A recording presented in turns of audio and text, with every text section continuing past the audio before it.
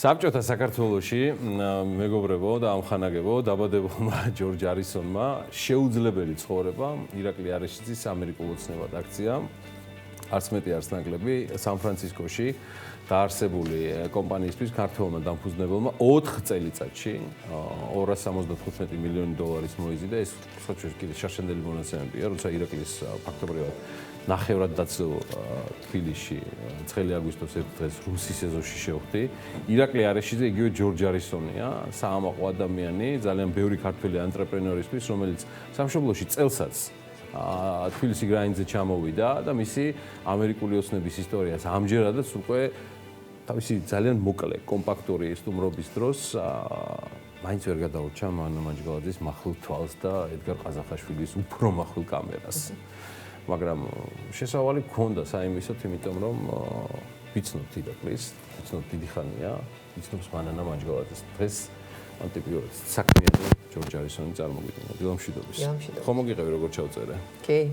ორი ენა, ინგლისურ ენაზე ვესაუბრებოდი ჯორჯ არისონს, მერე გადავინაცვლეთ, ძალიან ცხელოდა. ძალიან ცხელოდა და ქართულად ვესაუბრე ირაკლი არეშიძის. შენ დარწმუნებული ვარ, ყველაზე მეტად თელი სენტიმენტები გაგახსენდებოდა ირაკლი არეშიძესთან დაკავშირებით. სრულიად მოულოდნელი, რომ ეს ერთი და იგივე იყო, იმიტომ რომ იმენად სხვანაირია უკვე მისი გარეგნობა, სრულიად სხვა ადამიანია გარეგნობით და როცა დაწერე რომ ეს იცი რომელი ჯორჯ არისონია, ეს არის ირაკლი არეშიძე, რომელიც აი ესე 2003 წლამდე და აი ყველაფერი გამახსენდა, სრულიად სხვა მიმართულებით უნდა განვითარებულიყო ეს ადამიანი, სრულიად სხვა გზა უნდა ყოფილიყო მისი და ასეთი რადიკალური შემოbrunება მისი იყო ძალიან საინტერესო, იმიტომ რომ ვიცოდი რომ ბავშვობიდან იყო მოწამლული პოლიტიკით. ის არ ვიცოდი სხვათა შორის შევარდაძეობა უნდოდა თურმე ბავშვობაში, ბავშვობაში კი. სხვა რაყო ბევრი რამე მომეყვა. კი, ეს არ ვიცოდი, ეს ეხა გავიგე, ეს ბოლო ინფორმაცია იყო, მამისგან მოწოდებული პრაქტიკულად და თვითონაც მითხრა. მამაც ჩაწერე. მამაც ჩავწერე კი და თვითონაც მითხრა, ნუ შევარდაძის მეტი არა. და აი, სადაც მიდიოდა დაყვებოდა. დარჩენილი ოჯახი პრაქტიკულად სასტუმროში ცხოვრობდა მასთან ერთად. ამერიკული ოჯახი, ხა დედა და ოჯახი უკვე იქ ამერიკაში ყავს მას. ესე არის გადანაწილებული აი მორ კონტინენტზეც. და პრინციპში მისი საქმეებიც უკვე ესე გადანაწილდა ბოლო რამდენიმე წელი. კაი, ტრანსფორმირებული ირაკლი არეშიძეზე მელაპარაკე, ანუ ჯორჯ არისონზე მითხარი შენი აზრი. აი, იმ მასშტაბის სტილება დაგიდა. ახალ ადამიანს სხვა. პოლიტიკაში სხვანაირად მოვიდოდა, ირაკლი? და სხვანაირი ამბიციები, ქონდა სხვანაირი მიზნები და ამ მიზნების განვითარება ყოველთვის უნდა და ამ მიზნების მიმართულებით განვითარება. და უცებ აღმოჩნდა ის ბიზნესმენი, საკმაოდ წარმატებული, საკმაოდ ამას გალაპარაკებს როგორც წარსულში პოლიტიკური ტექნოლოგი, რაც იყო.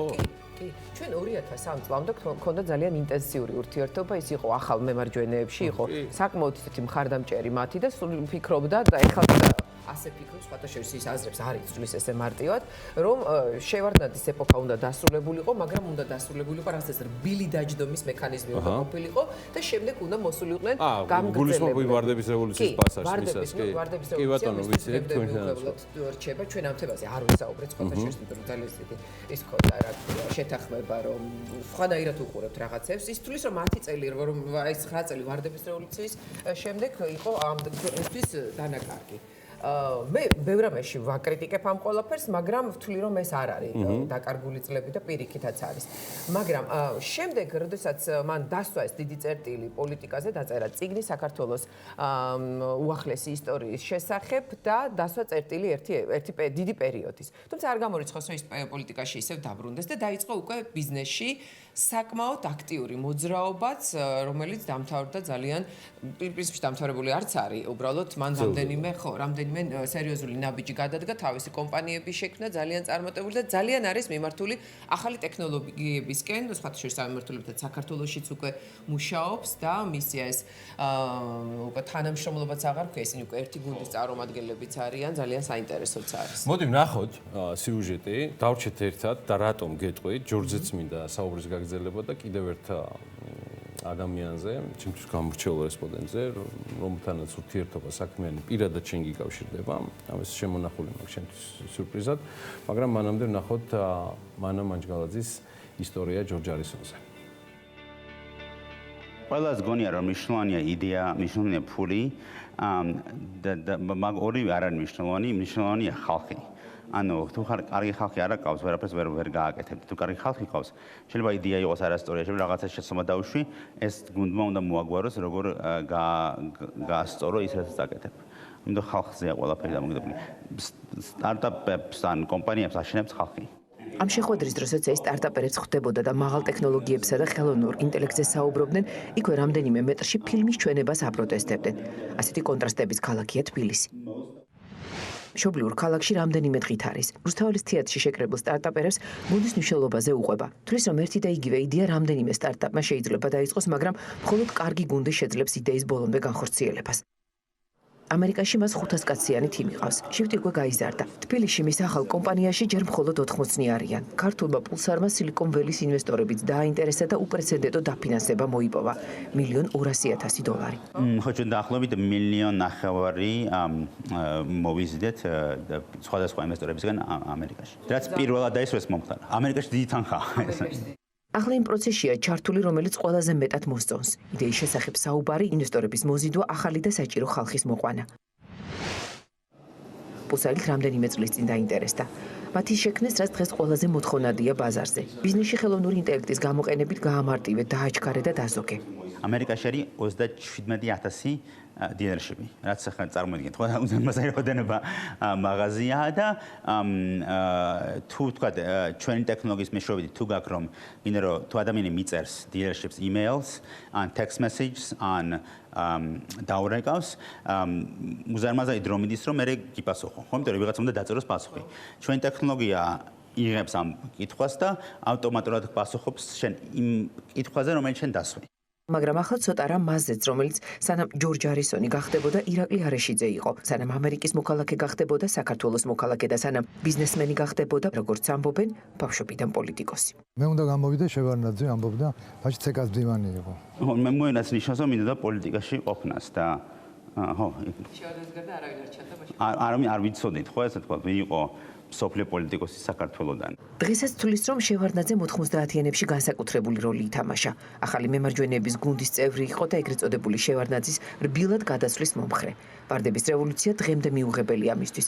ამიტომაც წავიდა ამერიკაში და კრიტიკული წიგნიც დაწერა. უახლესი პოლიტიკური ისტორიის შესახებ. არ გამორიცხავს რომ ოდესღაც პოლიტიკაში დაბრუნდეს, მაგრამ დღეს ის ბიზნესშია, სადაც როგორც აღმოჩნდა პირველად 12 წლისამ შედგა ფეხი. მაშინდელ ფინანსებსაც მიზნობრივად იყენებდა. მაშინ იყო კასეტების გაქირავება და ფული მთხოვა და კასეტების გაქირავებას თავი მოაბა რაღაც დონეზე. აი შეაგროვა ადგილი ნახა. ჩემი ფული ალბათ მაინც მიდიოდა იმაზე, რომ იხარჯებოდა ჩემ განათლებაზე, იმიტომ რომ მე ძალიან ბევრი კერძო მასწავლებელი მიყავდა, როცა ვიყავი პატარა. რაც ახლა ვეიტანდი ამას, მაგრამ კიდე კარგი რომ ეს ხდებოდა, იმიტომ რომ არ ვიქნებოდი იქ სადაც ვარ ახლა, ეს რო არ ყოფილიყო. კომუნისტების დროს მამის ნათქვამი ჩემი შვილები ამერიკაში ისწავლიან სიგიჟეთ მიაჩნდათ, მაგრამ გავიდა დრო და ირაკლი აღმოჩნდა ერთ-ერთი პირველი, ვინც სასწავლებლად წავიდა. საბჭოთა პასპორტი თողოთ საბჭოთა კავშირი უკვე დანგრეული იყო. წავიდა მაშინ, როცა თბილისში ისროდნენ და სამხედრო აეროპორტიდან გააფრინეს. 14 წლის იყო და რუს სამხედრო ოფიცერს ჩააბარეს მოსკოვამდე. ასეთი პარადოქსებით მოხდა პირველად ამერიკაში. მეორედ უკვე საქმიანად წავიდა. ბიზნეს იდეაც მუშაობის დროს გაჩნდა.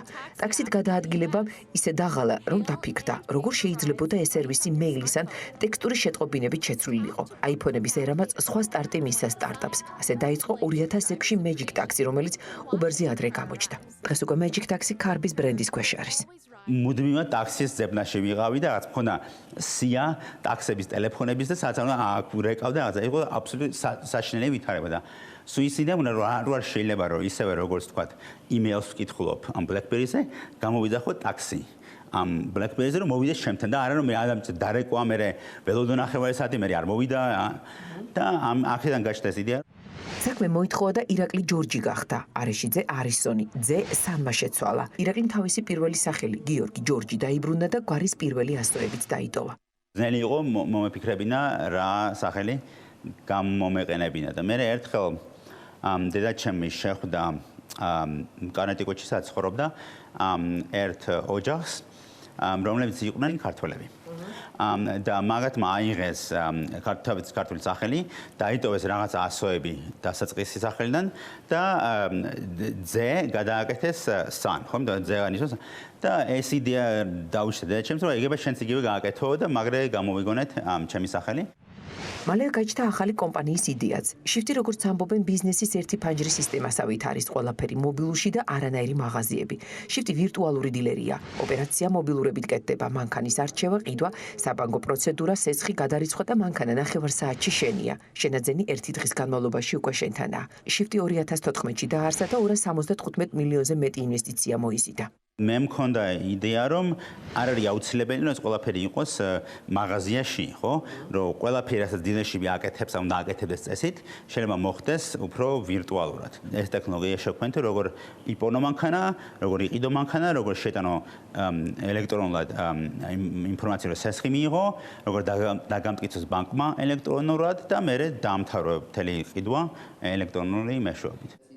ახალი ტექნოლოგიები და სიახლეების დანერგვა ეს დღეს მისი გატაცება და საქმეა, თუმცა ამბობს, რომ ახლა ყველაზე მეტად სახლში შვილებთან ყოფნა ურჩევნია. ლუკას და ემილიას უზრუნველი ცხოვრება ექნებათ, მაგრამ უნდა რომ იცოდენ, საიდან მოდიან მშობლები, როგორ დაიწყეს და რაც მთავარია, ფული ხეზე არ იზრდება.